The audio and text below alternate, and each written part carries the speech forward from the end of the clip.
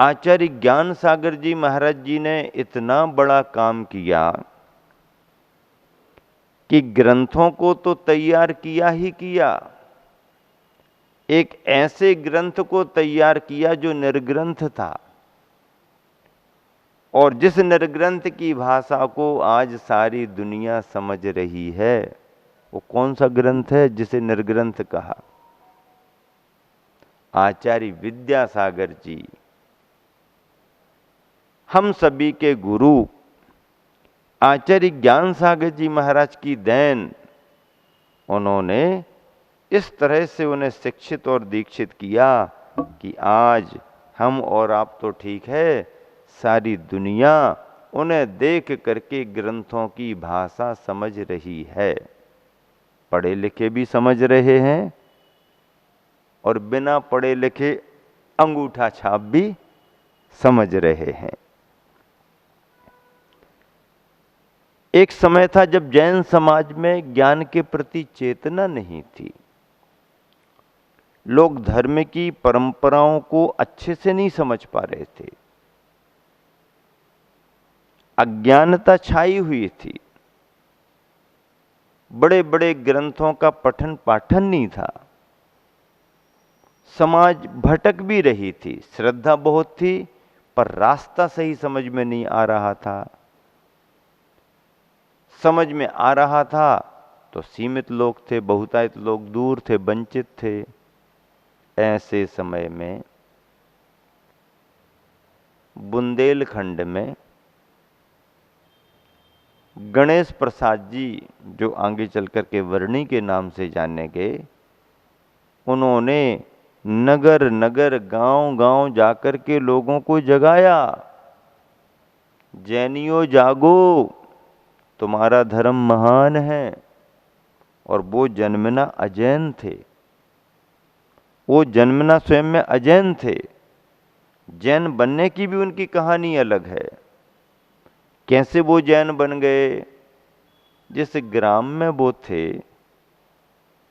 हसेरा ग्राम मड़ावरा के पास, तो मंदिर जहां बना था, बीच में से छोटी सी गली और सामने उन अजैन बंधु का घर।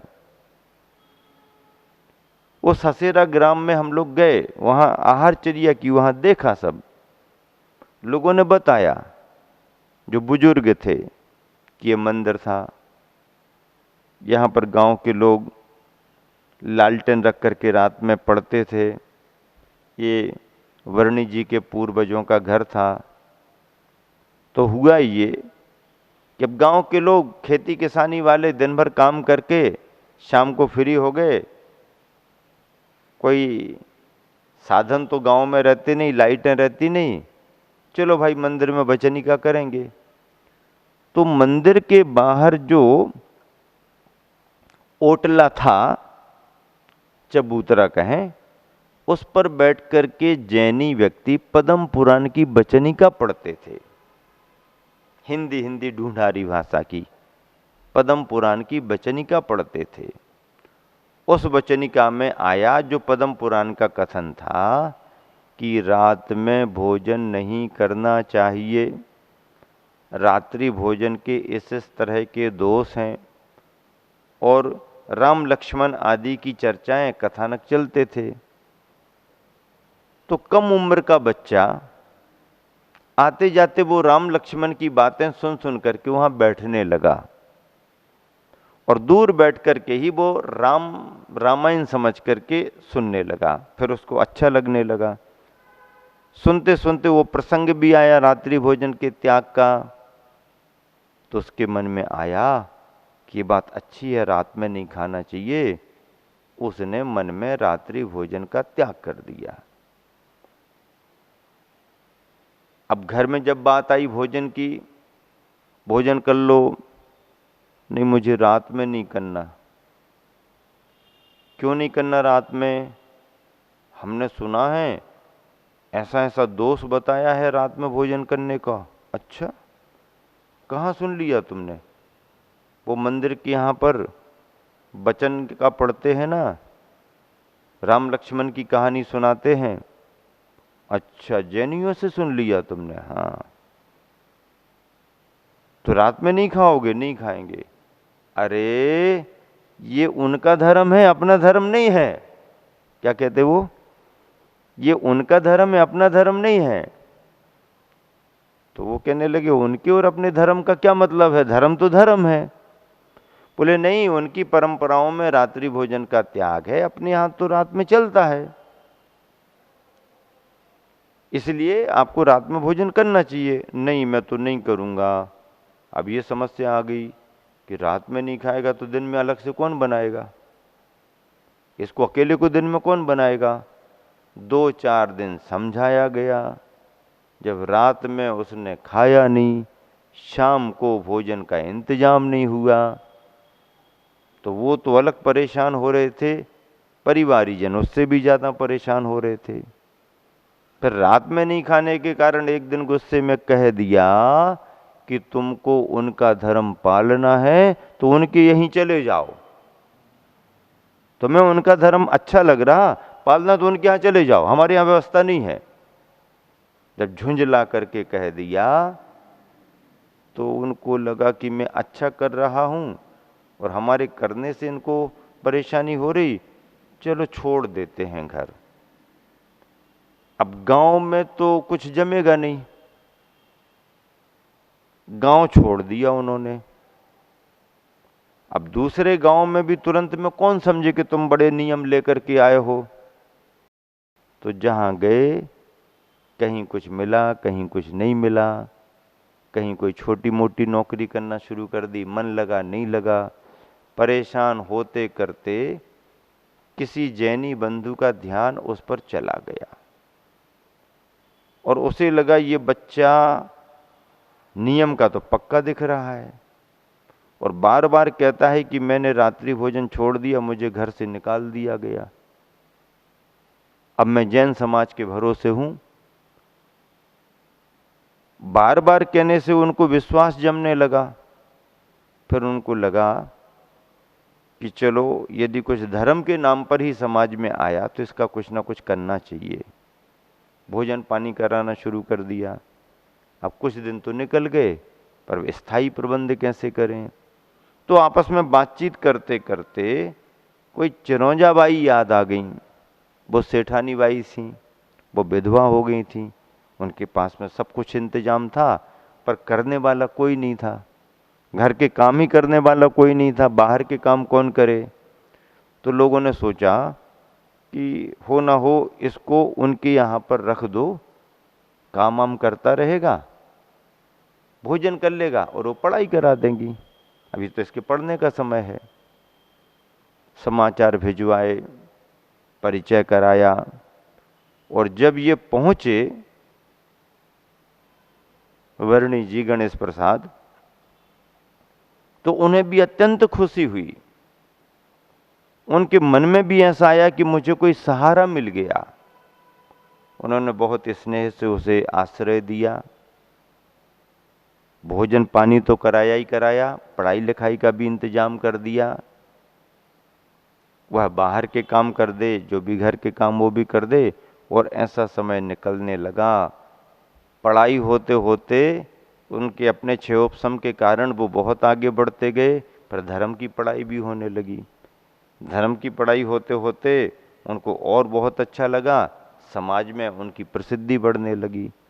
अब प्रसिद्धि बढ़ने लगी तो उन्होंने मन में ठान लिया कि जैनियों के सिद्धांत बहुत अच्छे हैं पर जैनियों में जागृति नहीं है, इसलिए जैन समाज में जागृति बढ़ाना चाहिए। सो उन्होंने पुरुषार्थ करना शुरू कर दिया। गांव गांव जाकर के पाठशालाएं लगाओ, पाठशालाएं लगाओ, प्रेरणा दे दी, पाठशालाएं खुलवाना शुरू कर दी। धीरे धीरे उन्होंने शिक्षण प्राप्त करके शास्त्री वगैरह की डिग्रियां ले लीं, धर्म की प्रभाव न करने लगे, ब्रह्मचारी की अवस्था में आ गए। फिर उनके मन में आया अब छोटी छोटी पाठशालाओं से काम नहीं बनेगा, एक बड़ा विद्यालय खोलना चाहिए। बड़ा विद्यालय कैसे खोलें, पैसा तो कुछ है ही नहीं। अब चलो ठीक है, अब त्यागी वृत्ति की मुद्रा है, चलो समाज में बात रखते हैं। तो कहीं से कोई श्रेष्ठी आए होंगे तो उनके सामने उन्होंने कहा कि भाई मेरे मन में एक विद्यालय खोलने की बात आ रही है, सहयोग आपका अपेक्षित है, आपको सहयोग दो तो मैं बात आगे बढ़ाऊं। तो उन्होंने ब्रह्मचारी जी की बात सुन करके कहा कि ठीक है, समाज बड़ी है, आप और सभी से सहयोग लें, मैं आपको केवल 1 रुपये का सहयोग करता हूँ। क्या कहा? 1 रुपये का सहयोग किए देता हूँ, आप विद्यालय खोल लो, अच्छा है, 1 रुपये का हमारा दान है। अब 1 रुपये में कोई विद्यालय खुलता है क्या? अब वो माथा पकड़ के बैठ गए कि भैया इनसे तो बहुत अपेक्षा थी, लेकिन ये तो 1 ही रुपया दिए हैं, अब 1 रुपया में क्या होता। चलो कोई बात नहीं, एक काम करते हैं। उन्होंने 1 रुपये के पोस्ट कार्ड मंगाए और उस समय 1 रुपये के 64 पोस्ट कार्ड आए। कितने पोस्ट कार्ड आए? 64 पोस्ट कार्ड आए। अब उन्होंने अच्छा पत्र लिखा कि मेरी भावना है जैनियों में जागृति बढ़े, जैनों के बच्चे विद्वान बने, जैन धर्म की परंपराएं आगे बढ़ें, बहुत अच्छे सिद्धांत हैं। इस भाव की पूर्ति के लिए मैं एक बहुत बड़ा विद्यालय, महाविद्यालय खोलना चाहता हूं। और ऐसा ऐसा करके उन्होंने पत्र बनाया और वो 64 पोस्ट कार्ड तैयार करके बड़े बड़े लोगों की जानकारी और पते निकाल करके उनके पास में 64 पोस्ट कार्ड अलग अलग भेज दिए। अब 64 श्रेष्ठियों के पास पोस्ट कार्ड पहुंच गए, उसमें उनका पूरा भाव लिखा हुआ था और गणेश प्रसाद वर्णी ऐसा लिखा था। अब उन 64 जगहों से जो दान प्राप्त हुआ थोड़ा थोड़ा, उससे उन्होंने स्यादवाद महाविद्यालय बनारस में महाविद्यालय की नींव रख दी और वह विद्यालय आगे बढ़ गया। उसका परिणाम ये निकला कि आज देश में जितने भी मूर्धन्य विद्वान हुए हैं जैन परंपरा के, दिगंबर जैन परंपरा में, वह कहीं ना कहीं स्यादवाद महाविद्यालय से जुड़े हुए रहे हैं। एक अजैन आदमी ने जैन समाज में इतनी बड़ी जागृति कर दी, इतने विद्वान तैयार कर दिए, बड़े बड़े ग्रंथों का उन विद्वानों ने संपादन कर दिया। आचार्य ज्ञान सागर जी महाराज भी अपनी प्रारंभिक अवस्था में जब भूरामल जी थे तब स्यादवाद महाविद्यालय में पढ़े, बनारस में पढ़े, और वहां से उन्हें जो शुद्ध तत्व प्राप्त हुआ उस तत्व के लिए उन्होंने अपने जीवन का अंग बनाया और शास्त्रों का अध्ययन करके शास्त्रों का लेखन शुरू किया। पाठशालाएं उन्होंने खुलवाई, जगह जगह उन्होंने ब्रह्मचारी अवस्था में ही चातुर्मास किए, जगह जगह शिविर लगाए। और ऐसा करते करते फिर जब आचार्य शिव सागर जी महाराज जी से मुनि दीक्षा ली तो फिर आचार्य ज्ञान सागर जी, पहले मुनि ज्ञान सागर जी रहे, बाद में आचार्य ज्ञान सागर जी बने। और आचार्य ज्ञान सागर जी बने तो हम सबको आचार्य विद्यासागर भी प्राप्त हुए। ज्ञान का प्रभाव, जिन वाणी का प्रभाव।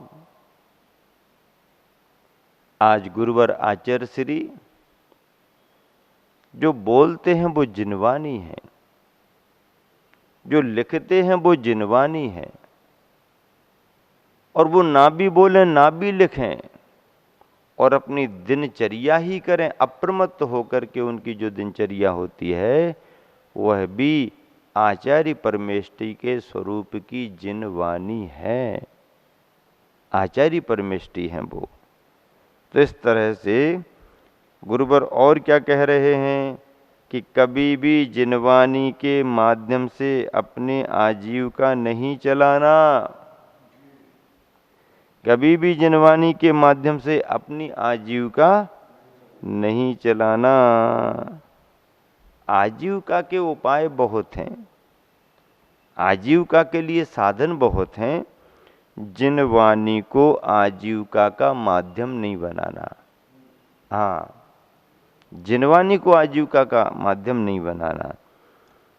जिससे रत्नात्रय का लाभ होता है उसको क्षणिक व्यवसाय का हेतु बनाना उचित नहीं। जिस जिनवानी से रत्नात्रय का लाभ होता है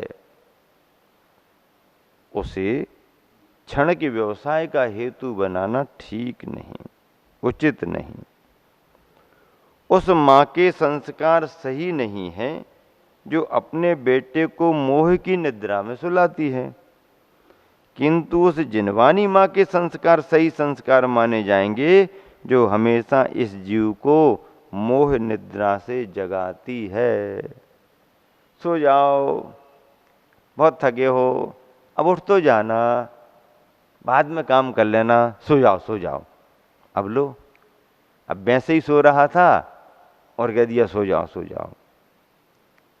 जिनवानी ऐसी नहीं है, वो तो कहती है उठो उठो उठो, उठो और उठाओ, जागो और जगाओ।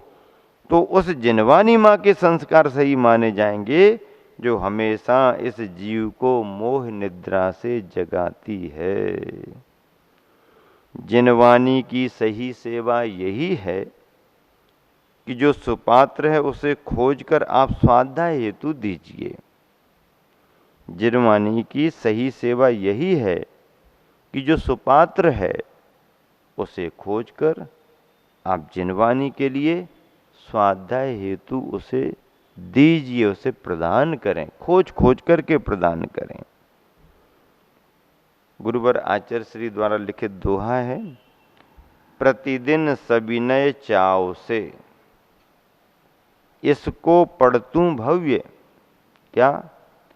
प्रतिदिन सविनय चाव से इसको पढ़तूं भव्य, सुर सुख शिव सुख नियम से पाले अक्षय द्रव्य। शिव सुख सुर सुख, पहले सुर सुख और फिर शिव सुख, नियम से पाले अक्षय द्रव्य, अक्षय द्रव्य को नियम से पाले। प्रतिदिन सविनय चाव से इसको पढ़तूं भव्य। किसको पढ़? जिनवानी को पढ़। अभी सुबह क्लास प्रारंभ की है, युवाओं के लिए विशेष प्रशिक्षण दिया जा रहा है। सुबह सुबह तैयार होकर के सारे बच्चे बैठते हैं और इस पीढ़ी को यदि इस रूप में ज्ञान मिल जाए तो नई पीढ़ी तैयार हो जाती है, क्योंकि उनके पास समय तो है पर उन्हें जगा करके उनके समय का उपयोग कराने वाला चाहिए। श्रद्धा भी है, समय भी है। अब ऐसी श्रद्धा को कोई पकड़ ले और उन्हें पकड़ करके उनका समय का सदुपयोग करा दे तो फिर और क्या है।